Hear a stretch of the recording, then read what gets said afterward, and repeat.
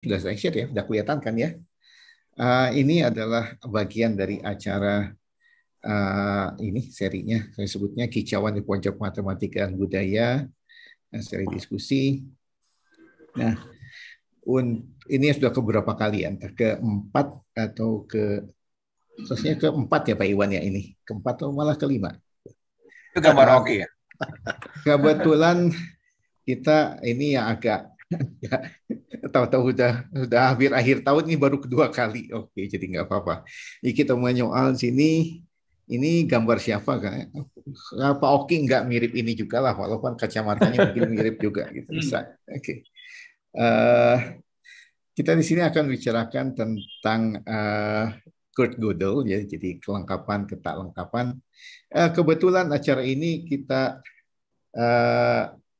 kemudian kami di sini mendedikasikan juga buat Pak Oki di sini dengan yang sudah berapa tahun Pak Oki 35 tahun ya akhirnya 35 tahun tuh kita hitungannya dari PNS-nya aja gitu sama dalam logika.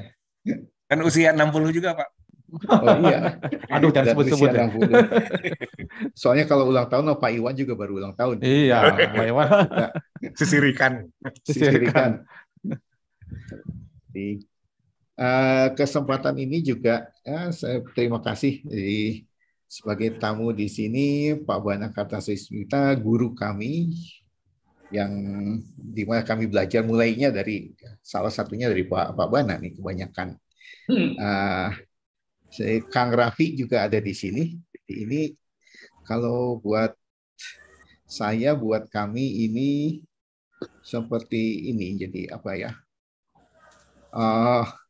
Kalau saya ini, saya bilangnya reminiscing. Jadi study di Foundation of Math di tahun 80-an gitu ya. Di zaman ini saya hanya sekedar mengingatkan di sini ini udah banyak kan di sini. Ada Pak Bahtiar, Pak Bana, kebanyakan dari situ dari kelompok ini tahun 80-an ya Pak Oki. Tahun Pak Oki sekitar berapa ya Mas bidang ini? Ya sekitar itu lah. Ya, saya 86 lah sekitar segitu saya juga. Walaupun setelah itu udah habis ya, nggak ada lagi. Jadi itu zaman-zaman foundation di sini lumayan cukup banyak kuliahnya aja, ada dari Pak Bahtiar, ada dari Pak Bana, dan kalau kuliah juga rasanya tidak terlalu sedikit itu. Ya memang tidak lebih dari 10 sih, cuma ya di dekat-dekat 10, jadi lumayan sebenarnya waktu itu minatnya. Dan ini seperti setengah reuni lah gitu. Hampir sebagian besar ya di sini Pak Oki. Minus beberapa orang aja. Beberapa memang jadi filsuf juga betulan ya. Pak Zainal Bagir itu filsuf alumni dari sini. Oke, jadi buat kami waktu itu buku teks seperti Wilder Clean itu jadi sesuatu yang lumayan familiar ya waktu itu. Mungkin ini jadi reminiscing. Barangkali Pak Oki ada yang mau disampaikan di sini? Gimana ceritanya dulu, dari sini? Saya boleh nggak saya ikut dengan hadirin semuanya? Iya Pak. Mengucapkan selamat hari ulang tahun kepada Pak Oki Neswan. Terima kasih banyak Pak Bana. Ya, jadi saya ikut dengan hadirin. Terus kedua, saya itu disebut tamu ya, tapi tamu yang saya tidak merencanakan menyampaikan apa-apa, tapi tamu yang bersedia mendengarkan sejujur-jujur mungkin. Ya, itu yang nomor 2. Nomor 3, silakan mulai. Terima kasih Pak. Sebelum didaulat oleh kami ya Pak, jadi guru kami. Udah duluan. Udah duluan nembak duluan. Aduh, itu taktik Pak Bana itu. Iya. Oh iya, tadi di sini saya belum nyebut ya Pak Heng Sengkei, jadi ada. Oh ada Heng. Iya, ada Pak Heng. Halo Pak Bana. Balik ke tahun 80-an ya. Iya. Angkatan 80-an Pak Bana. Ya, jadi kalau ngitung-ngitung begitu udah berapa ya? Udah 40 tahun, dikurangi masa di ITB itu ya 35 tahun, 36 tahun lah ya. Ya.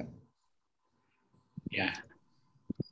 Ya. Enggak, silakan. Maaf, Ya. maaf. Jadi kita mungkin lanjut saja dengan topik utama kita ya dari sini. Ya. Sebenarnya kita itu salah satu topik yang ingin kita angkat waktu itu adalah tentang waktu kita pernah cerita yang lalu tentang filsafat Descartes waktu itu. Sebelumnya juga tentang siapa lagi waktu itu kita pernah ya? Sebelumnya tuh Galois pernah. Oh, Galois, ya, Satu Galois. yang lalu kita barangkali akan menarik kalau kita bicarakan tentang logika. Bagaimana seseorang membuktikan bahwa sesuatu itu tidak bisa dibuktikan. Seperti paradoksal gitu ya. Atau ada yang sebut paradoksal, kalau yang bahasa Inggris mungkin itu sesuai oksimoron, moronik gitu. Tapi apa yang kita dimaksud dengan itu? Jadi kita coba mungkin bahas secara populer apa yang disebut tentang Gödel ini ya. Nah, kalau dilihat ini secara timeline, apa sih timelinenya? Jadi gimana kita bicarakan ini? Kantor itu sekitar tahun segini ya, itu dari situ sih asalnya. Kalau saya lihat mulai masalahnya ya, dari teori aksiomatik kantor, kemudian teori himpunan, paradoks-paradoks, sehingga kemudian yang berikutnya berusaha dealing dengan paradoks itu apa. Salah satu usahanya adalah bagaimana sekarang mengembalikan matematik ke dalam logik, jadi reduksi matematik dan logik yang dimulai dengan Whitehead, Russell, seperti itu ya. Jadi Principia Mathematica. Saya ingat Pak Bana dulu ada society-nya ya Pak Bana yang selesai baca Principia gitu ya. Ya, dugaan saya masih ada ya. Ya. Tapi saya bukan anggotanya dan mungkin tidak terpikir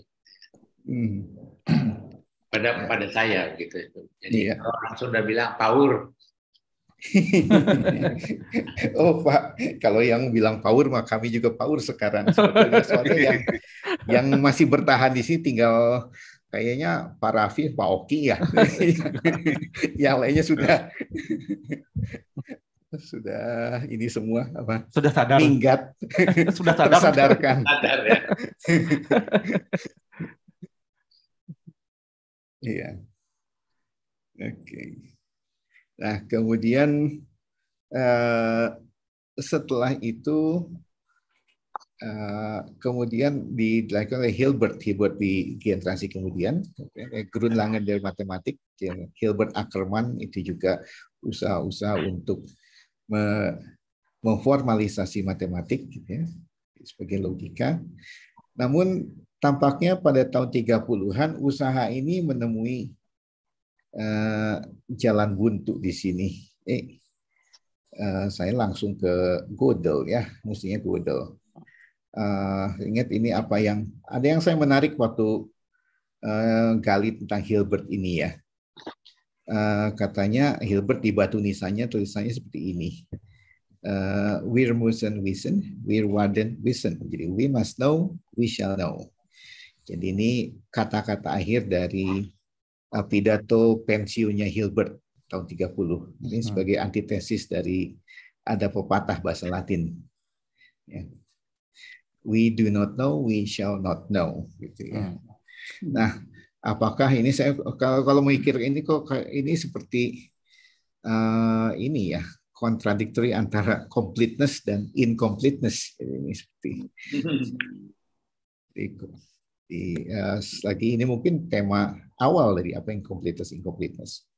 Oke, kemudian itu yang merupakan precursor dari konteks dari Gödel waktu itu. Tahun 30-an Gödel mengungkapkan ini. Jadi Eh, ini hmm, sebentar. Eh, oh, Oh, ya, yang kedua sudah diubah incompleteness ya. ya. Completeness. Yang kedua Completeness. incompleteness Mungkin itu. Pak Oki yang bisa cerita ini completeness ini. Oh, iya boleh boleh. Iya, dalam 2 tahun itu Kurt Gödel melahirkan 2 tema yang kalau sepintas seperti kontradiktori ya, karena yang pertama adalah completeness theorem, ya, yang kedua adalah incompleteness theorem. Nah, untuk completeness theorem itu untuk logika probabilistik sudah diberikan oleh Emil Post dan Paul Bernays, juga Hilbert Ackermann. Ya. Kemudian 2 tahun itu, tahun 1929 Gödel memberikan completeness theorem untuk first order logic. Ya. Nah, namun ya dari situ timbul harapan ya, kalau Hilbert melihat bahwa kali itu programnya akan ada peluang besar untuk berhasil. Namun 2 tahun kemudian Gödel melahirkan teorema yang lain ya, yaitu yang incompleteness theorem ya, untuk first order theory ya, yang mengatakan bahwa ada sebuah statement dalam natural number theory yang betul tapi tidak bisa dibuktikan ya. Nah, itu yang menjadikan pukulan berat untuk program dari Hilbert ya. Kira-kira itu Pak Yudi tentang 2 teorema yang tampaknya seperti bertentangan ya, completeness dan incompleteness ya gitu. Ya. Langkah Pak Yudi. Ya.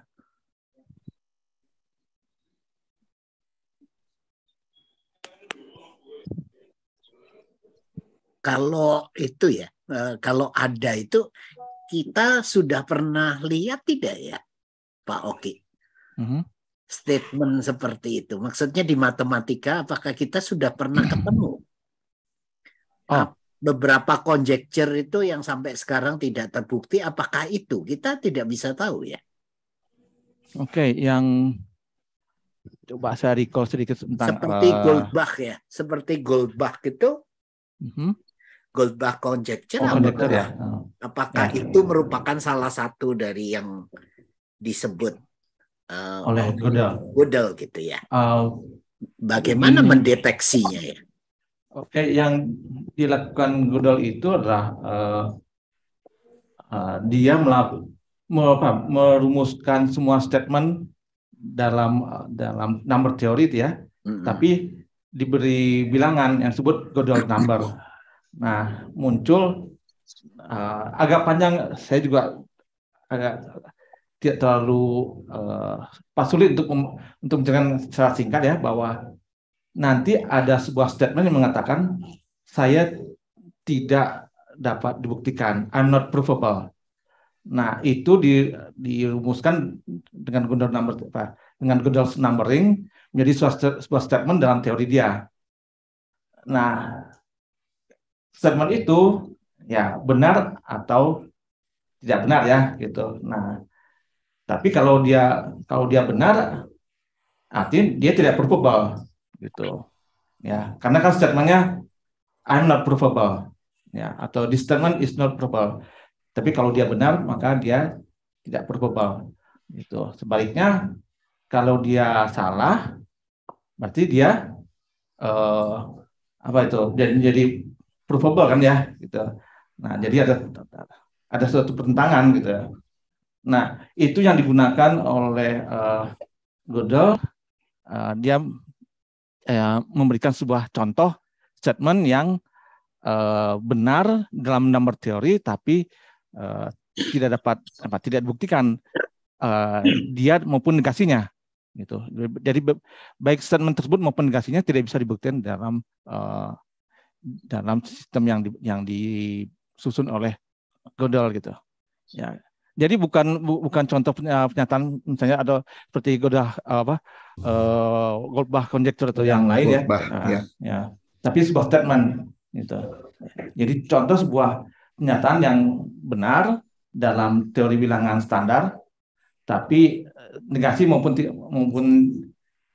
statement tersebut maupun negasinya tidak bisa dibuktikan. Gitu. Seperti itu Pak Iman. Ya mudah-mudahan cukup jelas. Oke. Agak susah. Jadi, Mungkin Pak Pana bisa bantu saya Pak atau Kang Raffi, ada Raffi juga. Wah. Iya, saya juga memang awalnya berpikir seperti itu. Jadi apa? Kalau ada statement yang sudah terkenal dan belum kunjung bisa dibuktikan, itu mencurigakan bahwa itu adalah model statement gitu seperti itu. Tapi sayangnya kayaknya nggak ada prosedur untuk mendeteksi apakah itu bisa namanya undecidable ya, kalau nggak salah namanya. Undecidable ya. Undecidable itu apakah dia decidable atau undecidable, itu yang belum kita tahu gitu. Tapi kalau ada pernyataan seperti itu, mungkin sikap kita adalah kita mencoba membuat model yang bertentangan dengan itu, dan yang satu lagi yang sesuai dengan itu gitu. Mungkin gitu ya, Ki ya? Mungkin. Jadi masih ngarang-ngarang nih. Nah, tadi itu kami saya Pak Yudi dan Pak Raffi itu diskusi tentang kok ya membingungkan ya. Karena begini, kalau komunitas mengatakan bahwa ya semua yang benar dapat dibuktikan dan semua yang dibuktikan adalah benar. Kalau incompetence itu kan ada pernyataan yang benar tapi tidak bisa dibuktikan, gitu ya. Nah, setelah dibaca lebih dalam, kita bisa melihat bahwa kedua terima itu tidak bentangan, gitu ya. Karena yang satu bicara mengenai benar secara semantik, artinya pernyataan itu benar untuk setiap model dalam teorinya, gitu ya. Itu Gödel completeness. Nah, kalau singkatnya Gödel completeness itu bicara mengenai benar secara sintaktik. Jadi itu mudah-mudahan bisa kita bisa melihat bahwa kedua terima ini tidak tentangan ya, karena yang satu mengenai simpatik, satu mengenai secara sintaktik. Jadi ada pernyataan ya. Pernyataan itu tidak harus benar untuk semua model dari T, tapi ada sebuah model dari T di mana pernyataan itu benar. Ada juga model dari T di mana negasinya yang benar. Nah, gitu. Ya, kira-kira itu perbedaannya gitu, antara keduanya. Saya boleh nyelak ya? Iya, silakan Pak Bana. Ya, itu kalau kita baca teoremanya, maaf, buku yang saya pakai itu yang ini. Filosofi matematik. Anda udah tahu ya. Boleh. Karena teorema yang pertama dan teorema yang kedua itu juga memberikan kesan bahwa teorema yang kedua itu adalah penyempurnaan dari teorema yang pertama. Itu ada orang-orang Stanford yang menulis seperti itu. Ya. Dan kalau kita lihat ya, memang benar ya, ini kita untuk memahami saja kita harus banyak definisi yang harus kita pahami dulu ya. Seperti ini. Teorema yang pertama katanya itu adalah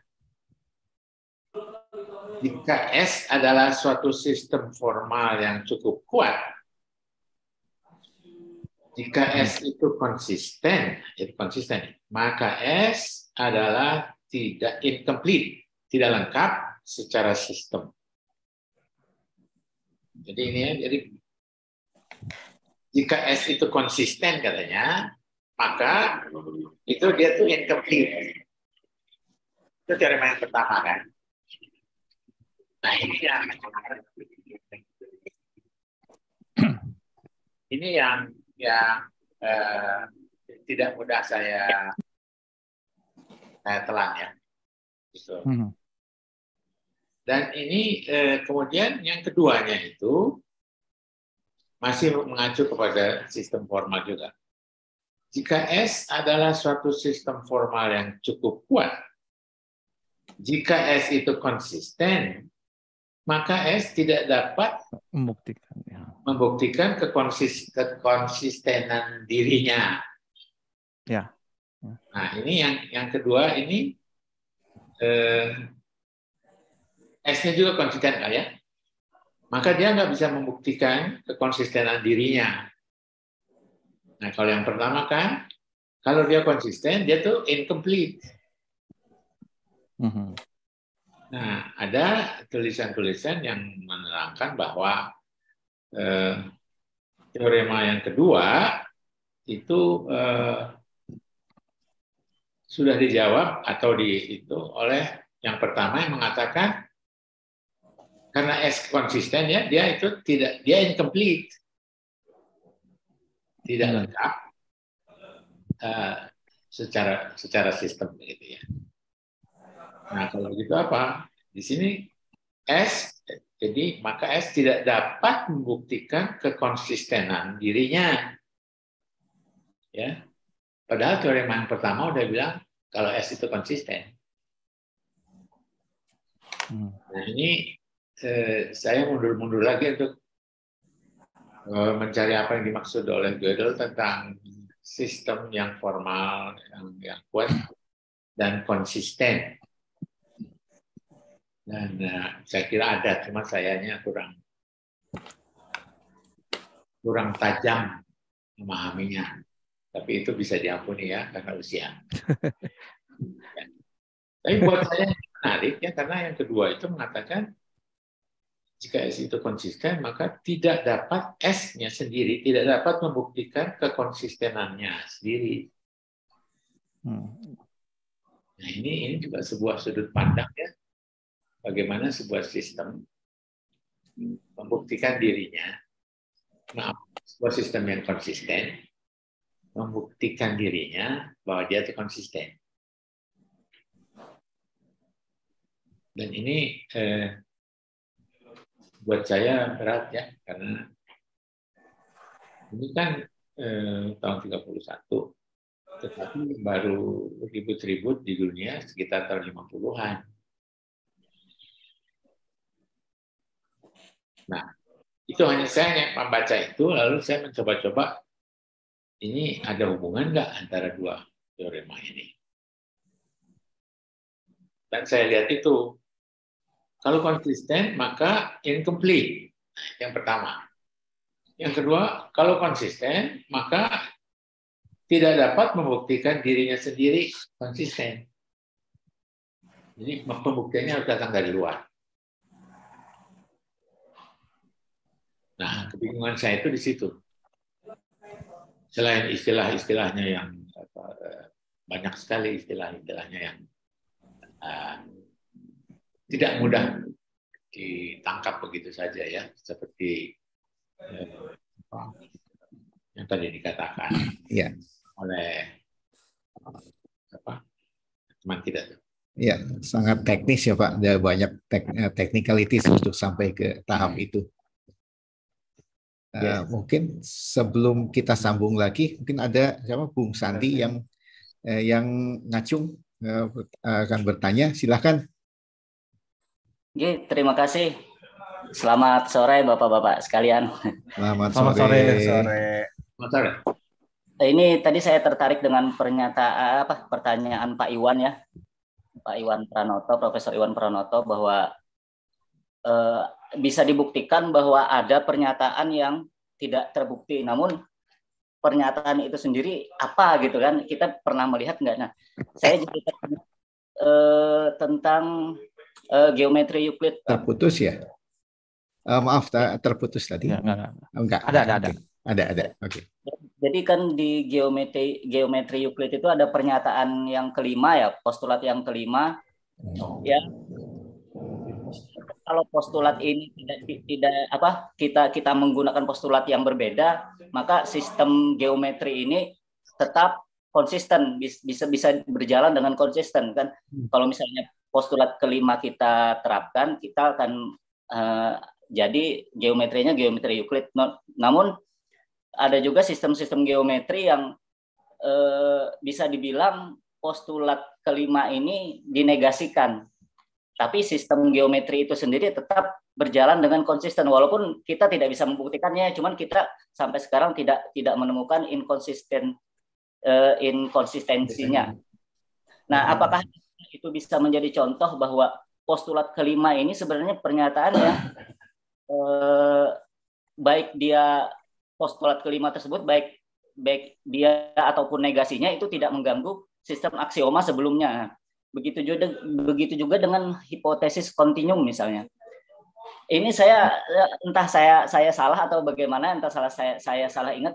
Cuman katanya sudah ada yang membuktikan bahwa hipotesis kontinum ini baik hipotesis itu maupun negasinya itu tidak mengganggu kekonsistenan sistem, tidak mengganggu kekonsistenan teori himpunan ZFC misalnya. Nah, artinya kita bisa menjadikan hipotesis tersebut sebagai aksioma baru yang kita masukkan ke dalam sistem tersebut sehingga menjadi sistem yang baru.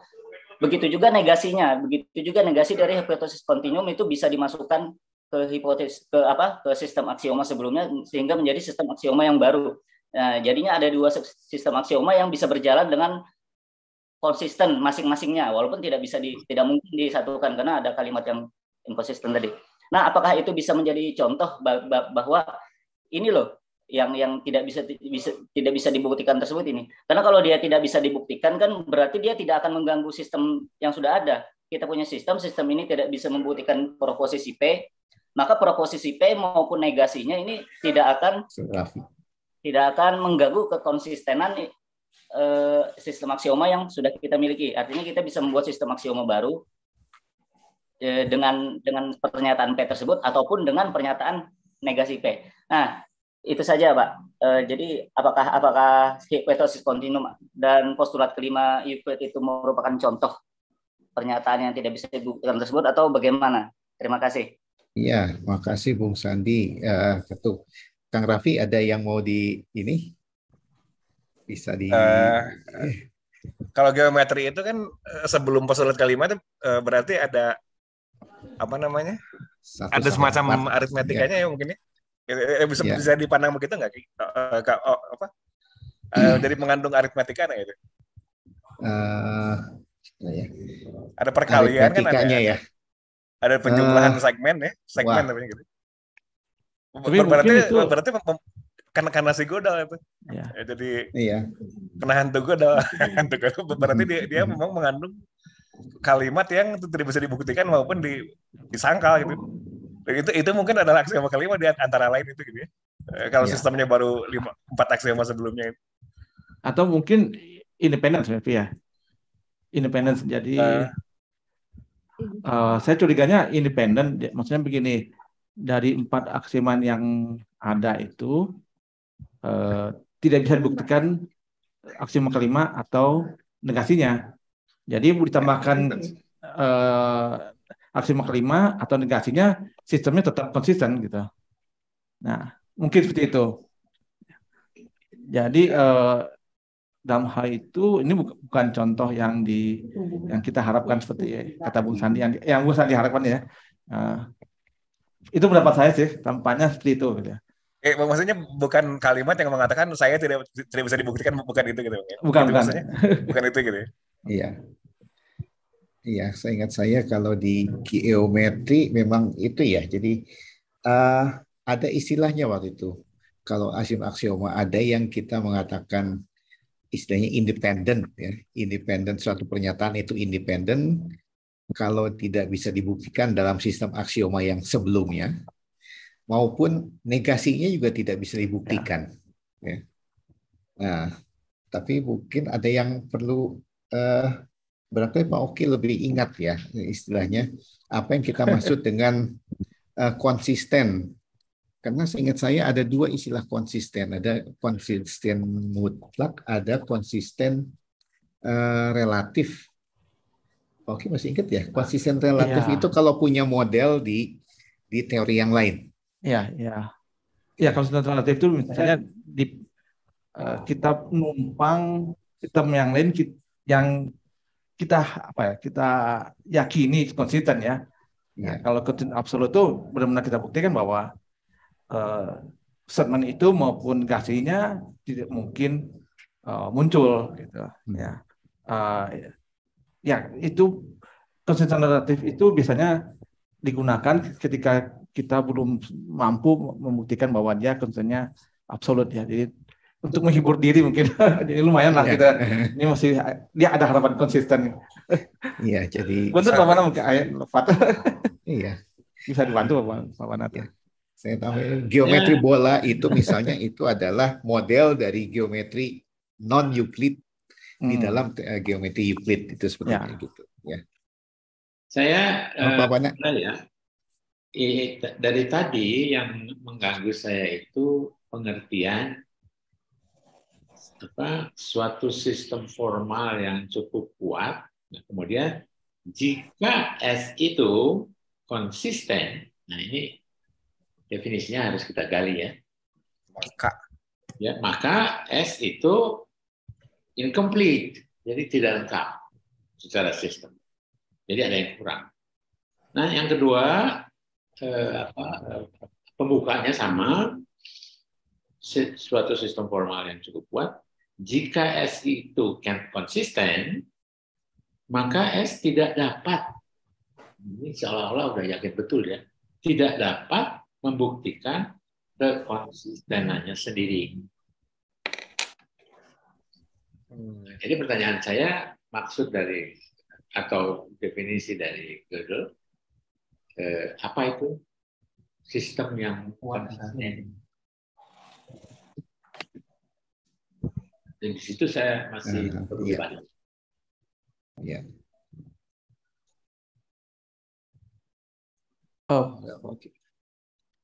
Mungkin kalau saya tidak salah ingat Pak Mana yang tentang sistem yang cukup kuat itu, kalau tidak salah begini. Jadi bahasanya cukup ekspresif untuk membahasakan teori bilangan, piano arithmetic, ya. Kemudian daftar aksiomanya itu istilah teknis sih recursively enumerable, artinya bisa diprogramkan dalam komputer untuk menulis semua aksiomanya. Gitu. Jadi syaratnya itu recursively enumerable, strong enough to express number theory, kemudian tentu saja harus konsisten. Itu kalau nggak salah Pak Bana. Itu yang dianggap strong enough gitu. Kalau konsisten? Maksudnya diasumsikan bahwa sistem itu konsisten dulu. Nah, kemudian dibuktikan dalam teori pertama dibuktikan bahwa ada pernyataan yang baik dia maupun negasinya not provable. Nah, yang terma kedua itu menyatakan bahwa statement dalam bahasa tersebut yang menyatakan bahwa dia konsisten itu tidak provable dalam teori T itu ya, kita sebut teorinya T aja Pak gitu. Ya. Itu teorema yang kedua, itu betul. Ya. Pemahaman saya. Ya. Ya. Tampaknya seperti itu. Jadi konsisten bukannya ini tidak menurunkan suatu kalimat dengan negasinya sekaligus. Ya. Oke. Oh, ini Pak Oki kebetulan duduknya di sebelah saya, jadi saya ngomong Pak Oki jadi sambil saya melihat. Ya, kita tengok-tengok. Sebenarnya ada berjalan di depan kami Pak, diam-diam. Tadi sekilas saya lihat ada yang tunjuk tangan ya, tapi saya kok nggak lihat lagi di sini. Oh, Pak Juanda. Tadi Juanda tadi ya. Silakan. Monggo.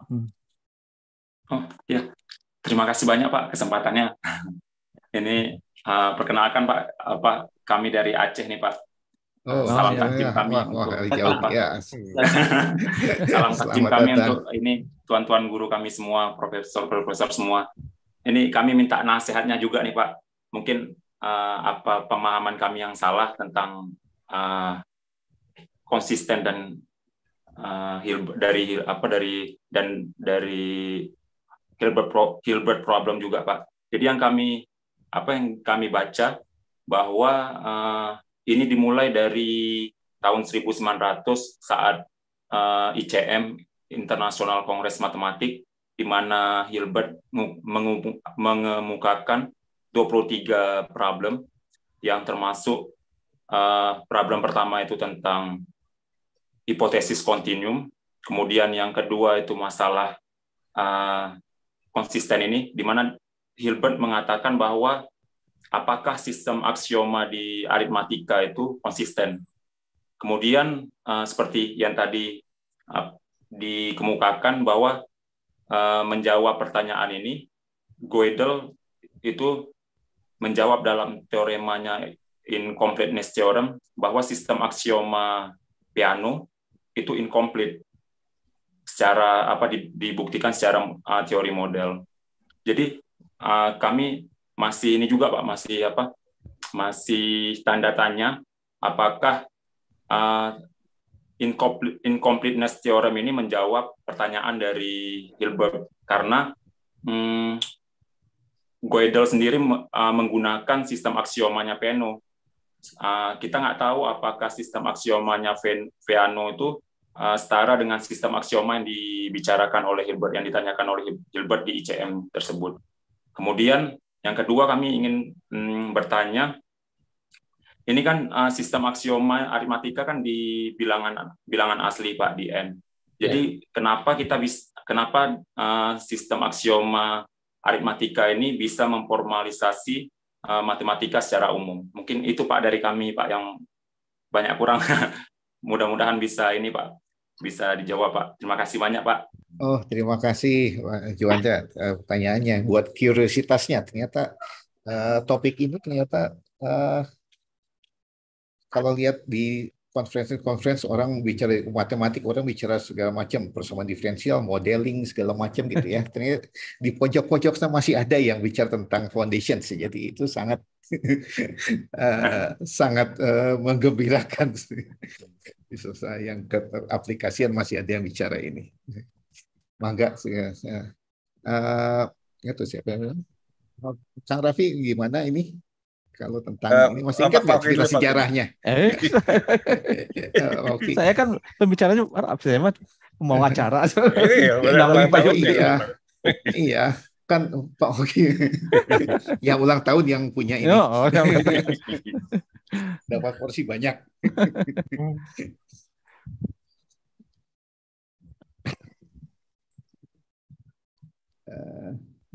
Ya tadi.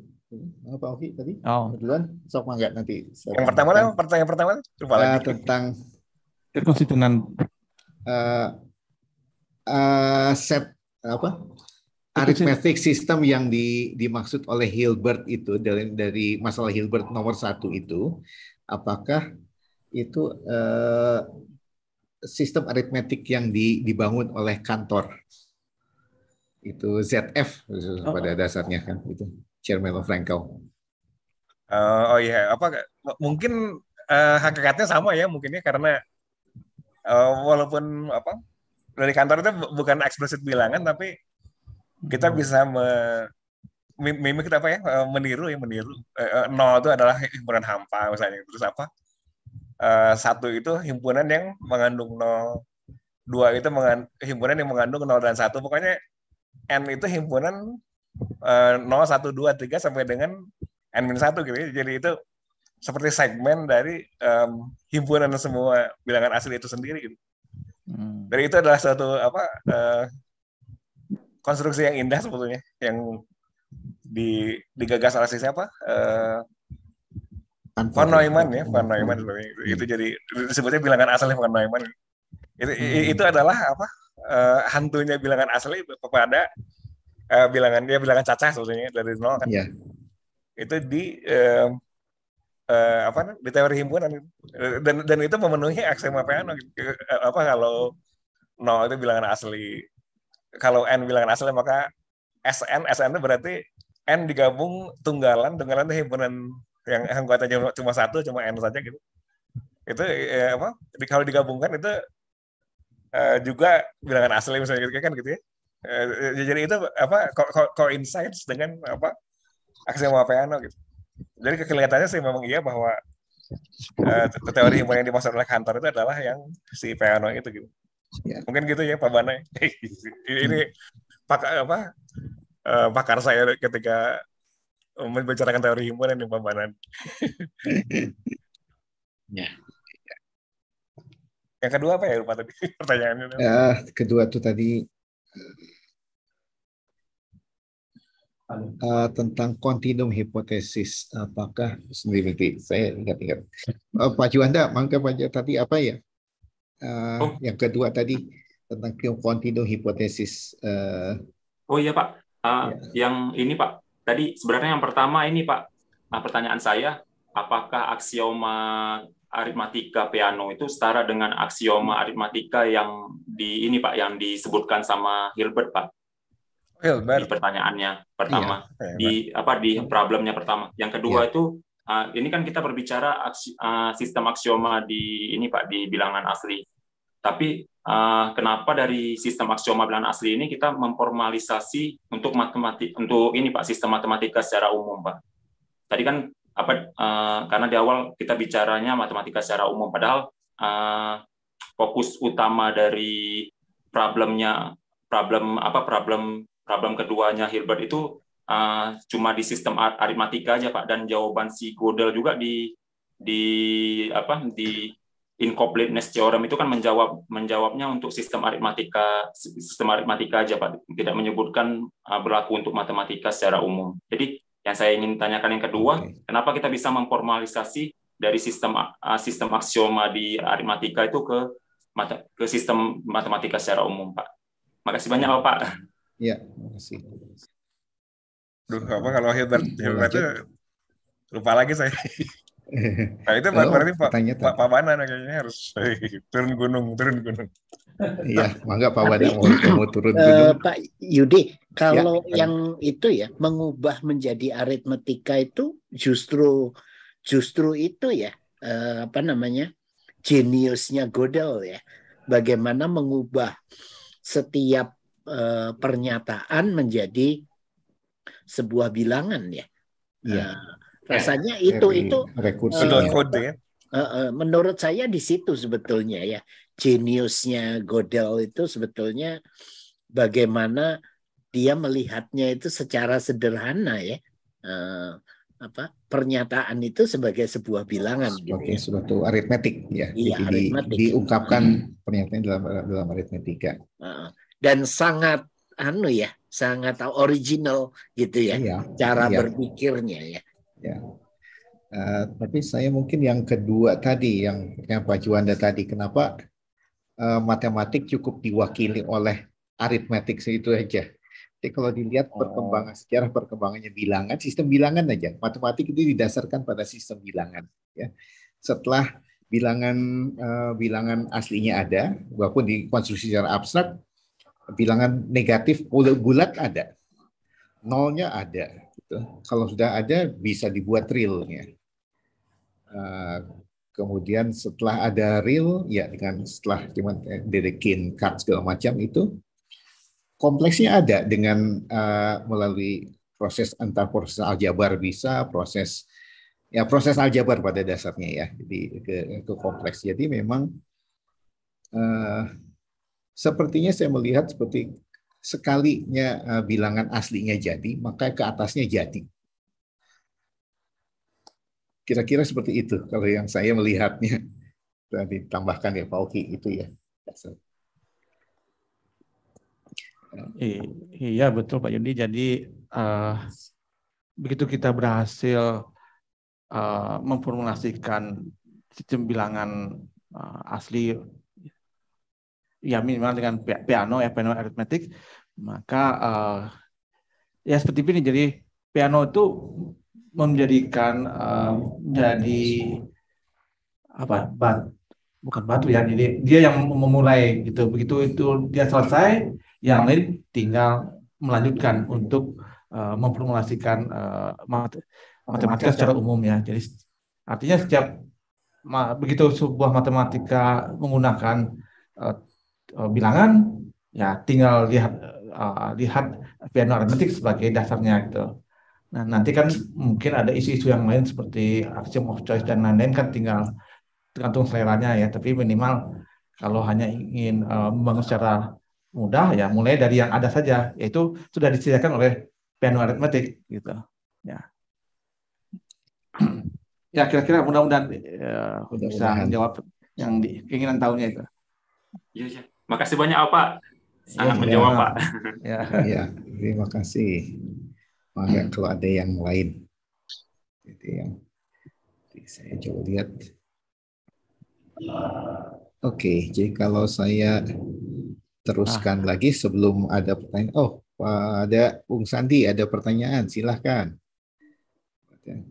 Terima kasih kembali Pak.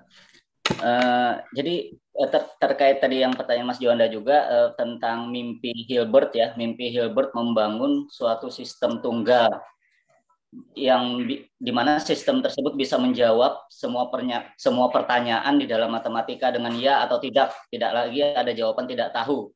Nah, Hilbert bermimpi seperti itu, bermimpi ditemukannya sistem yang semacam itu yang konsisten sekaligus lengkap. Nah, apakah teorema Gödel ini benar-benar menutup kemungkinan itu, Pak? Apakah teorema Gödel ini benar-benar sama sekali menutup kemungkinan itu, ataukah karena teorema Gödel ini tadi bekerjanya di aksioma Peano, mungkinkah kita membangun suatu aksioma baru dengan mengenyampingkan aksioma Peano tersebut sehingga mimpi Hilbert ini mungkin terwujud.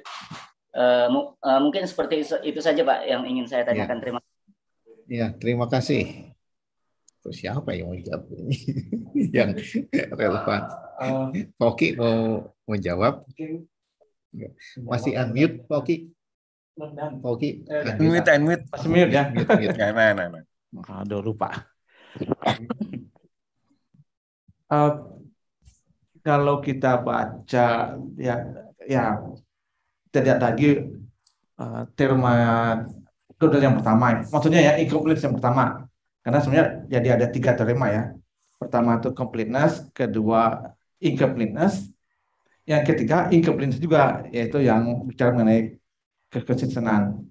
Nah, dia mengatakan begini, asalkan sebuah teori ya bisa cukup kuat untuk mengekspresikan bilangan standar ya, misalnya n 0, 1, 2, 3, ada penjumlahan, ada perkalian dan sebagainya, dan negasinya misalnya min 2, min 3 dan seterusnya. Kemudian sistem itu recursively enumerable, artinya dapat di list secara ya menurut mungkin istilahnya menggunakan mesin Turing lah misalnya, atau pakai komputer bisa ditulis semua aksiomanya, dan kalau dia konsisten maka dia tidak lengkap. Nah, jadi masalahnya kalau begitu yang ditanyakan Bu Sandi, kalau salah satu itu tidak dipenuhi mungkin ya gitu. Jadi maksudnya kan ini kan terlalu kuat seperti kata Pak Bona tadi, ini terlalu kuat, ini malah jadi tidak lengkap ya. Jadi mungkin ya harus kita ambil teori yang jadi misalnya saya nggak tahu ya, kalau teorinya tidak recursively enumerable mungkin saja ya, gitu ya. Kan salah satu tidak hipotesanya tidak dipenuhi, maka kesimpulan itu mungkin belum tentu berlaku ya gitu. Selama teorinya masih recursively enumerable, dapat mengekspresikan teori bilangan, maka dia tidak lengkap gitu. Ya. Jadi dikunci mati sepertinya ya Pak, sama dengan teoremanya ini bagaimana? Iya, tampaknya begitu. Kan di matematika ini. Iya. Dan dengan asal memuat dasarnya saja, sedangkan teori yang lain itu didasarkan pada sistem bilangan yang ya, matematik kan? Lain. Jadi memang seperti dikunci. Yang tambah bilangan ya. Iya, nggak tahu kalau di multiverse yang lain ada. Hanya dikunci seperti itu. Kita mungkin lanjut sedikit dengan post dari Gödel ya. Setelah Gödel itu kita Gödel menyisakan jadi apa ya? Continuum hipotesis ya Pak. Oke, ceritanya Ya. yang waktu itu. Jadi apa yang dengan continuum hipotesis dan axiom of choice. Nah, itu meninggalkan waktu beberapa lama, baru Cohen itu tahun 1963, gitu. Relatif baru dalam hal ini, yang menunjukkan bahwa pada dasarnya Cohen itu menunjukkan bahwa dia bisa mengkonstruksi sistem yang konsisten nggak ya waktu itu? Apa gimana tepatnya? Konsisten yang memuat negasi dari axiom of choice dan continuum hipotesis di situ. Jadi tadi di Gödel ada model di mana axiom of choice dan continuum hipotesis itu tidak benar tapi tidak bisa dibuktikan ya. Gimana tepatnya? Sebentar, saya juga mesti kalimatnya nih benar, bisa dibuktikan, provable, decidable, itu istilah-istilah yang oke. Tapi kombinasinya ada mengatakan bahwa baik axiom of choice, negasi axiom of choice, continuum hypothesis, negasi continuum hypothesis itu masing-masing memberikan sistem yang konsisten, gitu ya. Jadi ini menunjukkan bahwa sebetulnya axiom of choice itu dan juga continuum hypothesis itu adalah sesuatu yang independen dari aksioma Shermelov-Frankel itu yang dasar tadi, entah Shermelov-Frankel atau CFS yang Skolem ataupun yang dari sistem von Neumann itu. Jadi ini yang terakhir di cerita ininya berakhir sampai di situ ya. Jadi itu yang ini mirip ini yang tadi kata Pak Bung Sandi tadi. Ya. Jadi ada sistem, kita tambahkan axiom of choice konsisten, ditambahkan cabut lagi, diganti dengan negasi axiom of choice, dia masih konsisten itu ya. Ya. Itu. Nah itu yang istilahnya apa? Axiom of choice itu independen dalam sistem tersebut ya. Dalam sistem Frankel. Ya. Jadi di situ di satu sisi seperti Bung Stanley mengatakan seperti mengunci bahwa tidak, tapi di sisi lain adalah bahwa ketidaklengkapannya itu menunjukkan bahwa mungkin itu memberikan kesempatan ya, kalau saya bisa melihat dari segi positifnya ya, bahwa itu memberikan kesempatan untuk terus berkembang. Jadi tidak akan pernah jadi lengkap. Kalau suatu sistem udah lengkap, apa tuh ya terjadinya? Selesai. Atau ada juga yang mengatakan begini, jadi loosely speaking-nya bahwa ya komputer tidak akan bisa mengalahkan kita karena kita selalu bisa berkreasi mengeluarkan sesuatu yang tidak bisa diproduk yang dihasilkan oleh komputer ya gitu. Ya, banyak debat yang seperti itu ya di internet tentang hal-hal positif mengenai Gödel's implicit theorem. Saya boleh nimbrung?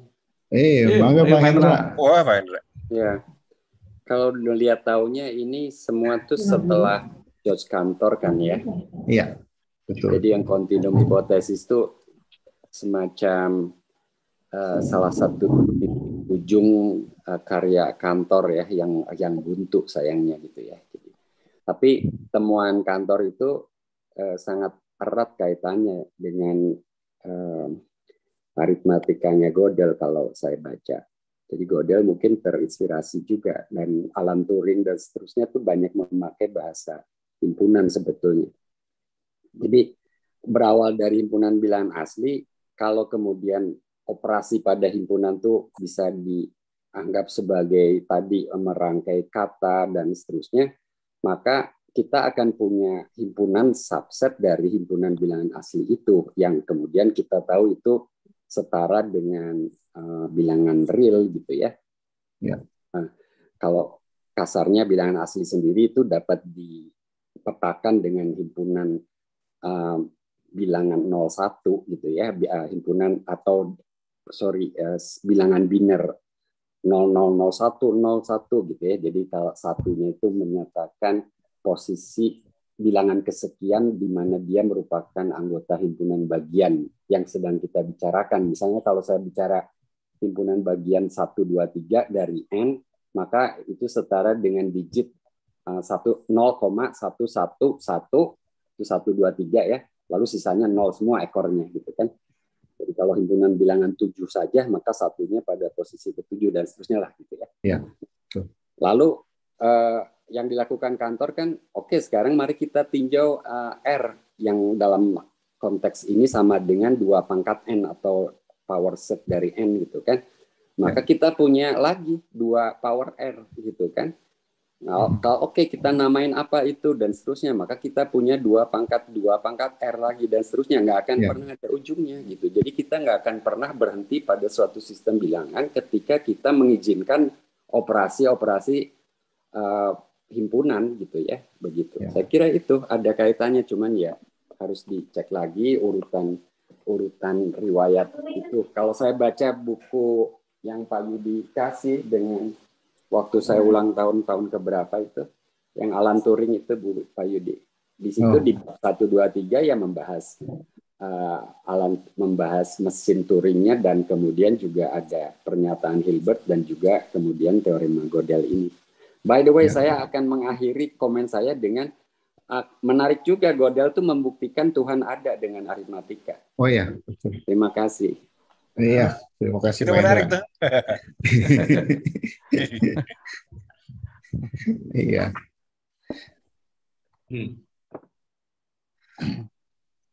Gimana ya Tuhan ada dengan aritmatika? Itu nanti. Atau Tuhan tuh segmen dari Gödel. Ada Gödel. Gödel itu kan religius ya, ternyata Gödel itu katanya. Iya, dia itu loh ya. Satu hal yang saya menjadi bertanya-tanya ya, kalau dia ada sekarang dengan sistem politik sekarang gitu ya. Karena dia itu percaya teori konspirasi loh ya. Dia orang dia yang percaya akan bahwa ada apa ya, big government gitu ya, yang mau membunuh dia ya, yang mau meracun dia ya. Oh iya, betul. Sampai dia akhirnya tidak pernah mau makan makanan kecuali yang disediakan istrinya ya, gitu. Istrinya sakit. Sampai kurang nutrisi. Iya. Nah, entah ya apa. Kalau sekarang gitu politically incorrect ya dia. Percaya teori konspirasi. Dan iya, agak aneh juga. Tapi agak aneh ya, John Nash juga kan seperti begitu. Tapi betul, itu ya. karena memang ada punya delusionalnya, karena punya ini kan kepribadian apa gitu? Iya, kepribadian, bukan kepribadian ganda ya, tapi ada yang anehnya di situ gitu. Dan mungkin satu lagi ya, yang menarik itu, entah ini mitos atau bukan ya, itu terkait itu ya, dia itu bersahabat dengan ekonom Oscar Morgenstern ya. Morgenstern. Ya. Morgenstern ya. Itu sering sering berdiskusi, dan yang menarik salah satu mitosnya itu tentang saat Gödel mau mendaftar untuk menjadi warga negara Amerika Serikat ya, yang dia diwawancara, ditanya oleh hakimnya apakah enggak, dia tanya dia dari mana gitu ya, dia bilang dari Austria gitu. Oh, seperti apa sistem pemerintahan di sana? Dia bilang demokratis gitu ya, republik demokratis gitu. Tetapi katanya dia, menjadi fasis gitu setelah itu ya.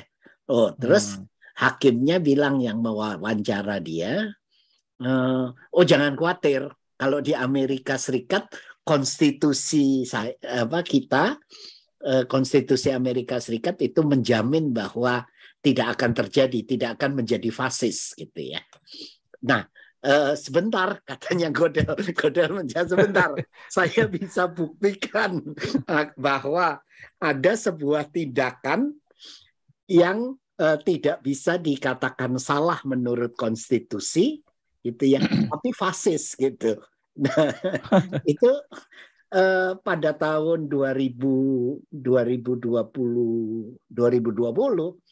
jadinya menarik ya. Apakah Donald Trump itu yang diprediksi oleh Gödel legal Hitler,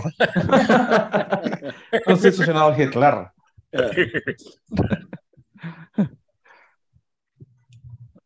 Iya. Nah, ini dari Pak Yudi, Gödel dan konstitusi. Iya. Oh ya, ini ya. Ini apa dari Kang Raffi ke mana nih ya? Nah, ini kan yang ini catatan, tapi betul-betul dia menyebutkan, dia dapat membuktikan ya bahwa di konstitusi Amerika Serikat itu dia bisa menunjukkan gitu ya. Nah, sayangnya sampai sekarang tidak ditemukan catatannya dia ya tentang itu. Oh nggak ada itu ya? Nggak ada.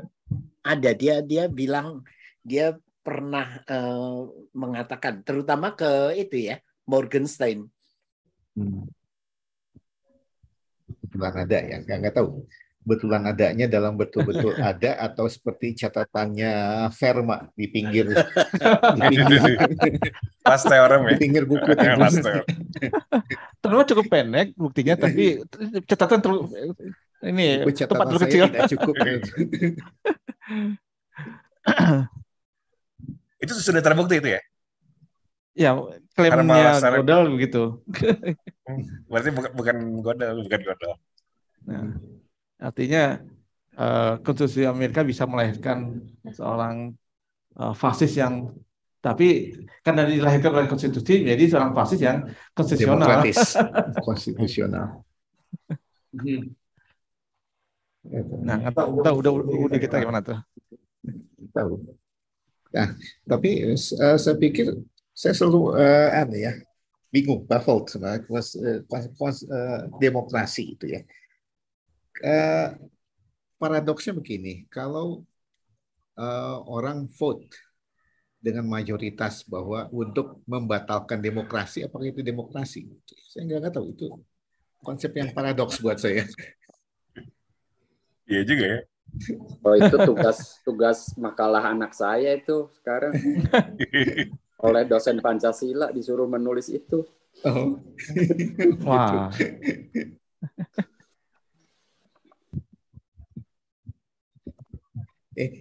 Itu Rubio atau ya ini? Viola.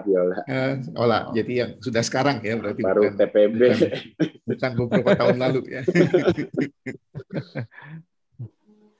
Wah, ditunggu Pak Hendra termanya itu.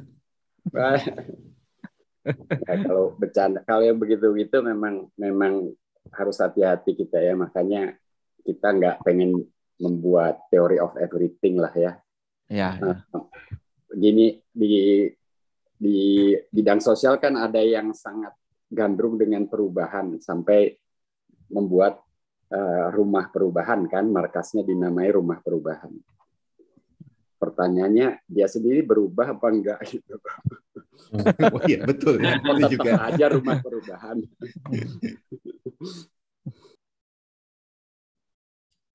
Kalau semua berubah maka tidak ada perubahan ya. Nggak ada rujukannya.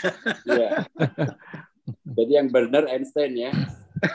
Ya, relativity ya.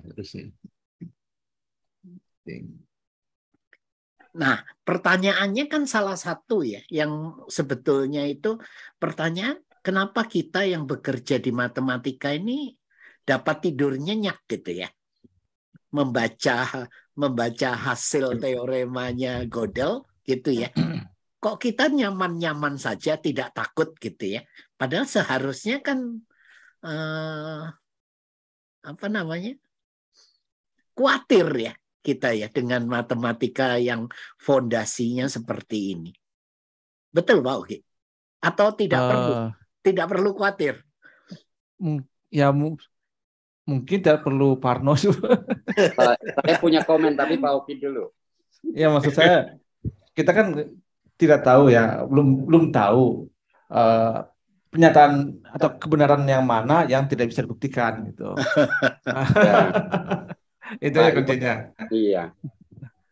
Seperti uraian saya tadi, saya nggak khawatir karena saya bekerjanya di RN. Jadi saya tidak bekerja di suatu sistem bilangan yang ultimate tadi, yang diteruskan sampai lengkap gitu. Saya berhenti di RN. Begitu. Bahkan orang number teori di Z aja dia mainnya, kalau Z sendiri ya lengkap gitu. Relatively consistent. Iya, saya tidak bekerja pada sistem yang ultimate itu. Saya pakai kata ultimate gitu ya. Saya mencoba melengkapi terus. Saya mau tunggu dulu sampai lengkap baru saya nanti kerja di situ. Saya nggak gitu. Saya bekerja di RN kok. Nah, yang pernah mungkin ini agak terlalu disederhanakan ya. Jadi begini. Dengan adanya Gödel synchronous theorem itu, manusia tidak perlu khawatir akan digantikan oleh komputer. Karena kalau program Hilbert itu betul bisa sukses ya. Jadi mungkin suatu waktu akan ada komputer yang menghasilkan teorema gitu. Kalau kita ingin tahu apakah ini pernyataan ini terbobol atau tidak ya, kita tunggu aja gitu. Mungkin setahun, 2 tahun, 1000 tahun. Kalau muncul berarti dia terima gitu. Kalau nggak muncul nggak tahu juga. Nah, mesin itu tidak mungkin ada menurut Gödel. Gödel pernah ditanya ya, apakah hasilnya dia itu bertentangan dengan keinginannya Hilbert ya, gitu ya, angan-angannya Hilbert gitu ya. Rasanya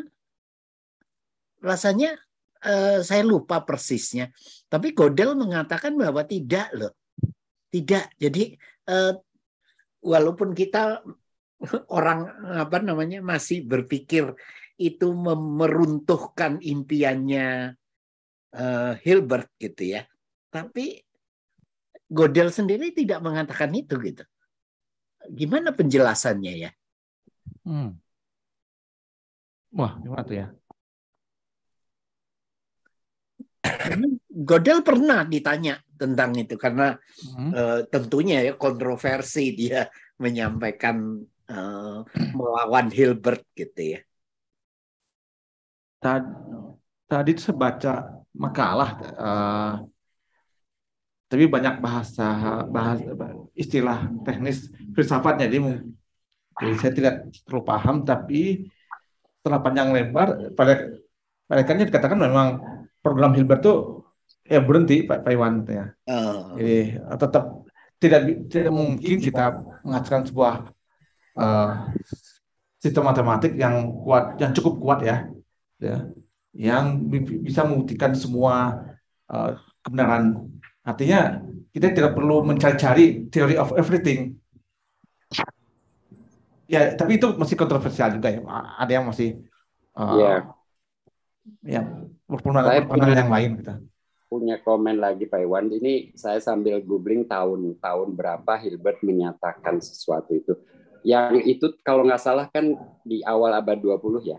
Iya.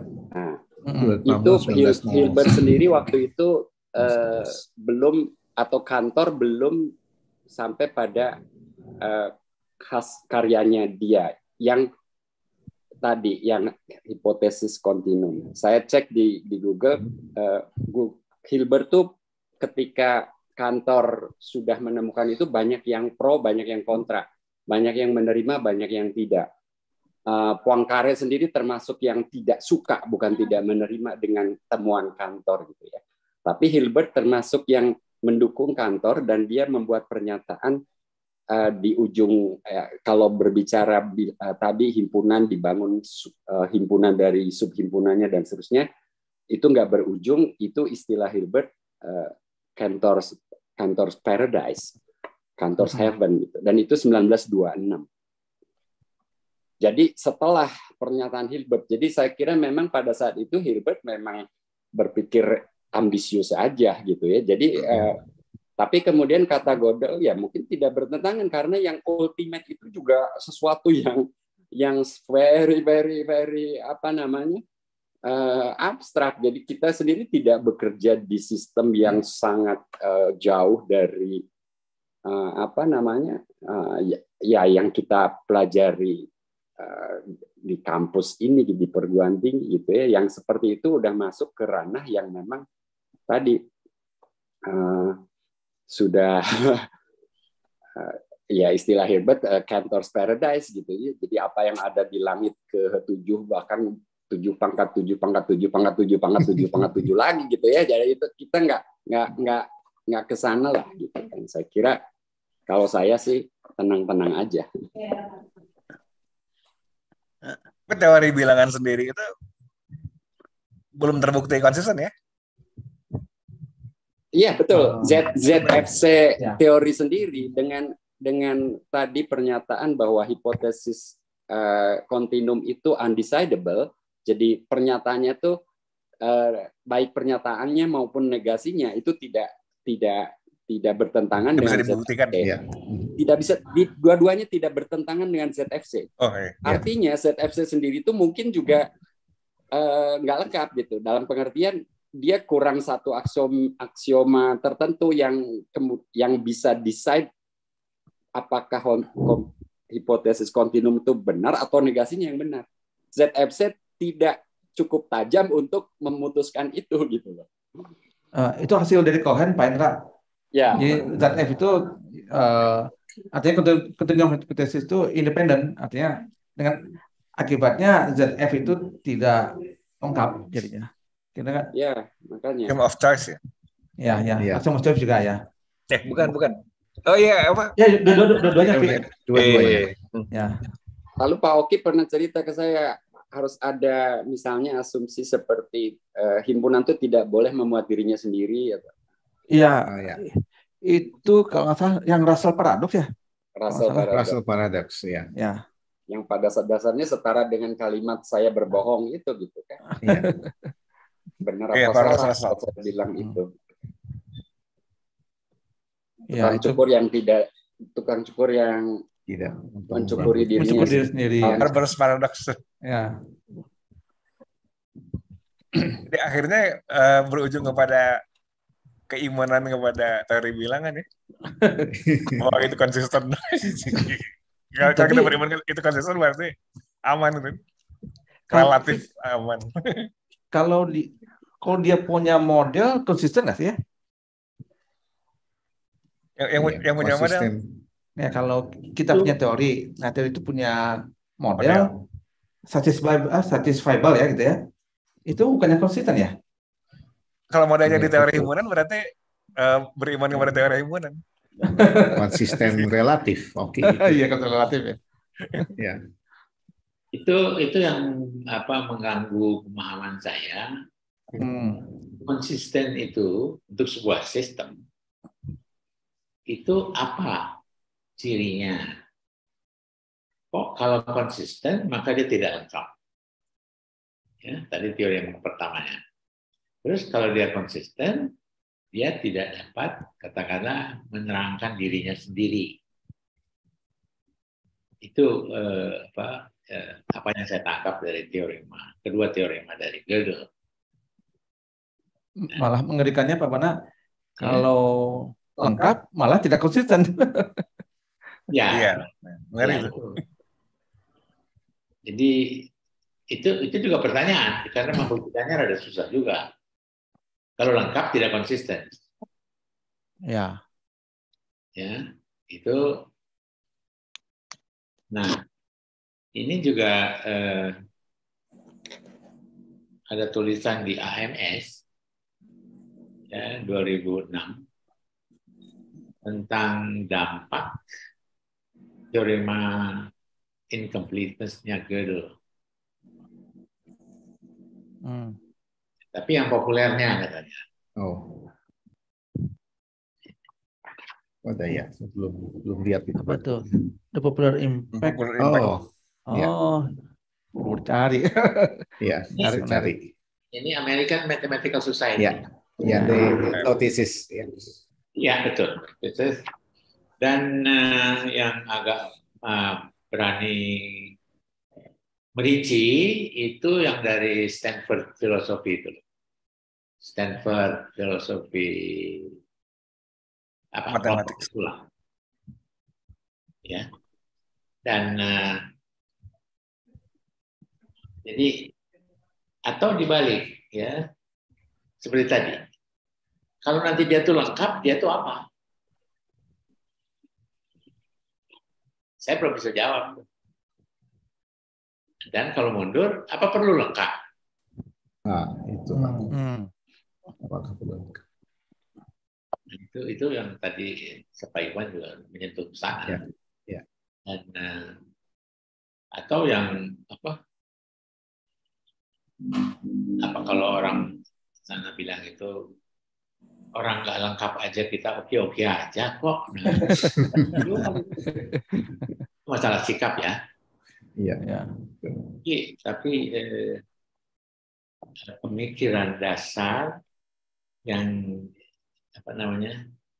dipertahankan, gitu kan, ya, dikukuhkan gitu, itu yang saya kejar. Dan memang sampai hari-hari ini itu agak banyak tulisan-tulisan ini di internet loh yang tadi saya perlihatkan kepada Anda ini di internet. Ya.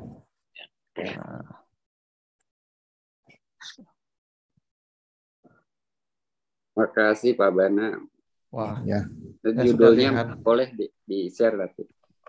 Ya. Implications popular implications. Popular impact ya. Kalau boleh, apakah contoh yang tadi rumah perumahan atau saya punya contoh satu lagi Pak Bana. Ya. Kadang-kadang kalau diskusi tentang buku pegangan kuliah, ada teman yang bilang, wah kalau buku tuh nggak pernah lengkap, jadi saya selalu menggabungkan beberapa buku. Gitu. Lalu saya bilang begini, kalau hasil gabungan beberapa buku itu Bapak tuliskan sebagai buku, maka Bapak bertentangan dengan diri yang pernyataan tadi.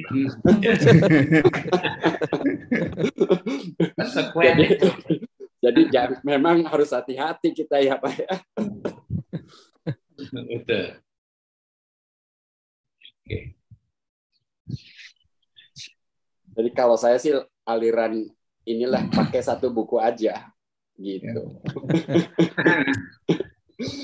Atau kalau pakai beberapa buku ya tapi tidak berargumen karena kalau satu buku nggak lengkap. Enggak, karena memang saya pakai 2 buku aja gitu Pak. Dua buku juga tidak menjamin lengkap ya. Betul, justru itu. Jadi jangan pakai argumen kalau satu buku tuh nggak lengkap. Loh, emang 2 buku jadi lengkap kan nggak juga. Jadi kelengkapan terukur ya. Iya. Mana kelengkapan yang tak terukur tapi lengkap. Wah, itu sudah jadi linknya dari Pak Yudi untuk Oke, thanks. Ya, nuhun Pak Yudi. Ya, sama-sama. Ya. bacaan. Iya. Bacaan malam minggu nih. Iya, bacaan malam minggu ya Pak Oki ya. Iya ini. Oke. Gara-gara Pak Bana. Ya. Ya, topik yang lama tapi masih menarik ya dan masih relevan gitu ya. Nah, mungkin kita sudah dekat dengan akhir pertemuan kita. Mungkin ada beberapa hal yang kalau ada yang ingin disampaikan, Kang Raffi ada yang pengen disampaikan? Belum sih, hanya ini aja apa? Saya kepikiran bahwa kalau kita membicarakan hal-hal yang berharga kan aman-aman saja ya biasanya. Iya. Gitu. Nah itu kemarin itu Oki itu membicarakan tentang ultra product ya kemarin ya. Oh iya. Tapi sayangnya hasil ultra product itu sendiri itu undecidable kan. Tidak bisa ditentukan dari komponen-komponen hinganya kan ya kalau nggak salah gitu kan. Iya. Nah itu apa? Itu Pak Juanda ada mau bertanya kayaknya. Iya, terakhir ya Pak Juanda, mangga Pak Juanda.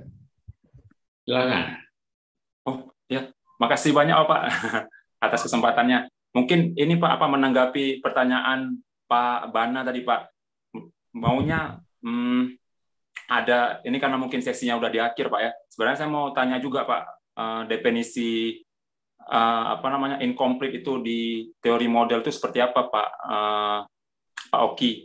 Mungkin kalau misalnya next time kita ada buat ini lagi Pak, ada buat seminar semacam ini, mungkin kita bisa kasih wujud aslinya Pak buat dari buktinya Gödel itu secara teori model, sehingga nanti tidak ada simpang siur, karena kan mungkin pemahaman orang tentang incomplete itu kan berbeda Pak. Complete-nya di analisis, di aljabar itu berbeda. Kita mau lihat dari sudut pandangnya teori model itu bagaimana Gödel itu membuktikan teorema incompleteness ini secara model teori Pak. Mungkin itu masukan yang pertama Pak. Kemudian kami mau menanggapi tadi tentang Russell paradox tadi yang diuraikan sama Pak Hendra Gunawan tadi Pak Profesor Hendra Gunawan.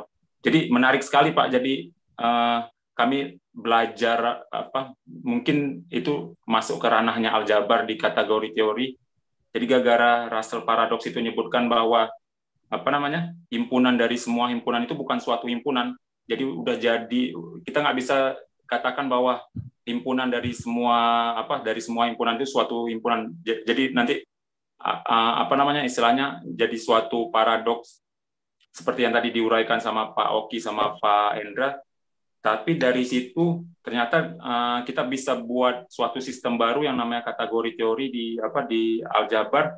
Dia bermainnya bukan ini lagi Pak, bukan pakai set lagi, udah pakai kelas dia. Jadi kelas itu yang mewadahi salah satunya itu macam himpunan dari semua himpunan itu bukan kita sebut lagi set, jadi kelas. Jadi nanti himpunan dari semua grup itu jadi kelas juga, himpunan dari semua ruang topologi menjadi kelas, sehingga kita bisa buat sistem kategorinya istilahnya kelas dari semua himpunan itu nanti kategorinya set, kemudian kategorinya kelas dari semua grup dengan kelas homomorfismnya. Jadi menarik juga Pak dari Russell paradox ini kita bisa buat suatu sistem baru di aljabar yang lebih luas lagi daripada koleksi dari semua himpunan tadi. Mungkin itu Pak dari kami Pak. Makasih banyak Pak, ini ilmunya banyak kali dapat hari ini. Ya, terima kasih Pak. Ya, Pak Juanda ini di Aceh di mana afiliasinya? Oh, kebetulan saya dari Sigli Pak, di Aceh Pak. Oh, di Sigli. Iya Pak. Oh, oke. Rasanya wah, belajar. Pak Juanda mendengar nama ada Kelana, rasanya kita pernah bertemu di UPH kan ya? Oh iya, benar Pak. Oh, oke. Iya, waktu senama. Iya. Karena konferensi ini Pak, analisis Pak. Iya, beberapa tahun lalu sebelum COVID itu kita. Yang di Malang, bukan di UPH. Nah, yang di UPH. Kami bertemu di UPH Pak. Saya juga saya ketemu Juandanya di mana? Oke. Karena namanya unik, Kelana, jadi saya ingat sekali itu. Makasih banyak Pak ilmunya Pak. Sama-sama. Terima kasih. Senang ada yang dari pojok Indonesia ada yang ikut berminat untuk pembicaraan yang hal-hal yang jarang yang menyukai. Ini menurut kami menarik nih Pak, apa model teorinya Pak? Mungkin masih jarang dibahas Pak ya. Iya, langka sekali. Pak Oki ini kami pertahankan ya. Mungkin Pak Bana, ada yang mau. Saya jadi belajar lagi ya. Ini karena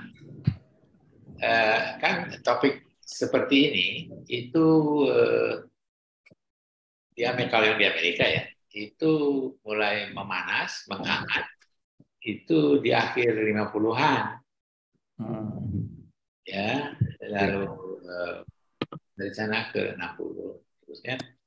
Tapi itu tahun saya pulang, jadi saya tidak kebagian. Hanya itu tadi, sesuatu yang lengkap tapi sebetulnya tidak lengkap, atau sesuatu yang tidak lengkap itulah yang baik. Nah, tinggal nanti kita bikin ribut baik itu apa, kan? Tinggal mendefinisikan ya Pak. Tadi kan di pembukaannya sudah bicara tentang bahasa. Tetapi itu idea bahwa sesuatu yang komplit itu menurut Gödel itu, atau yang dia inginkan, yang dia lihat, yang tidak komplit itu sebetulnya komplit. Nah, jadi komplit dalam arti lainnya dua arti yang berbeda.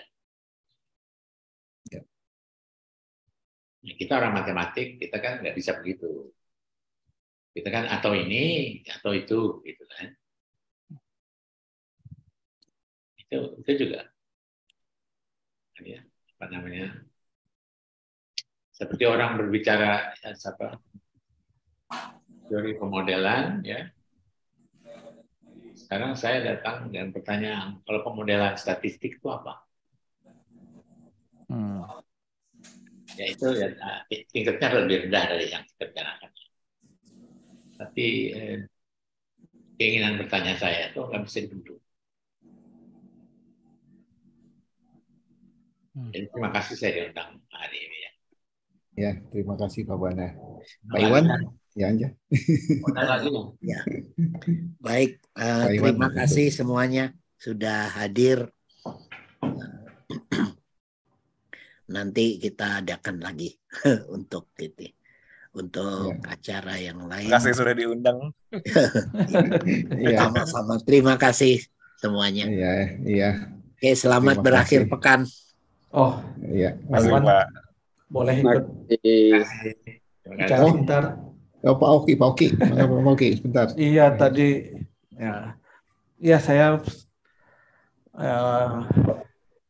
mendapat kesempatan yang sangat terhormat ya bahwa acara ini dikesan untuk saya, dan sangat berbahagia karena dihadiri oleh guru-guru kami ya. Sini ada Pak Bana, Pak Heng, ya, itu semua guru-guru kami pada waktu kuliah gitu ya.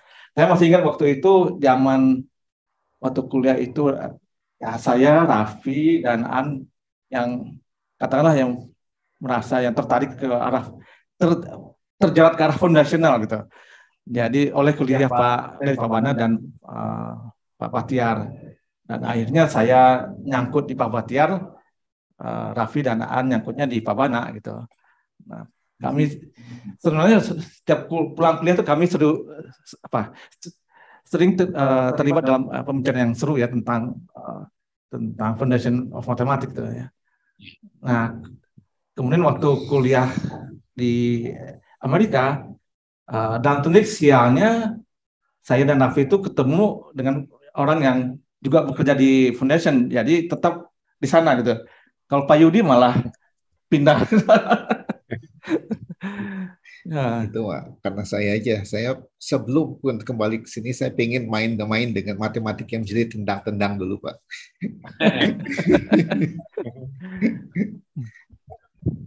Iya, saya mengucapkan terima kasih pada ya guru-guru kami dan juga rekan-rekan Pak Wono, Pak Hendra, Pak Yudi, Bu Jalina, ada Heri, rekan Heri datang, banyak. dan juga Pak Raffi dan semuanya. Banyak rekan dosen-dosen juga. Hadir di sini, dosen-dosen ya. Ya. Saya sangat merasa terhormat sekali dengan acara ini gitu ya.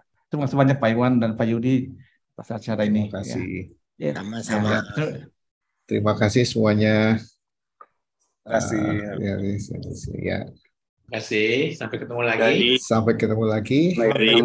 Terima kasih. Oh, Wono belum bicara Pak Wono. Oh, Pak Wono. Pak Wono. Tunggu Pak Wono. Selamat sore dulu ke Pak Bana dulu Pak Bana, maaf.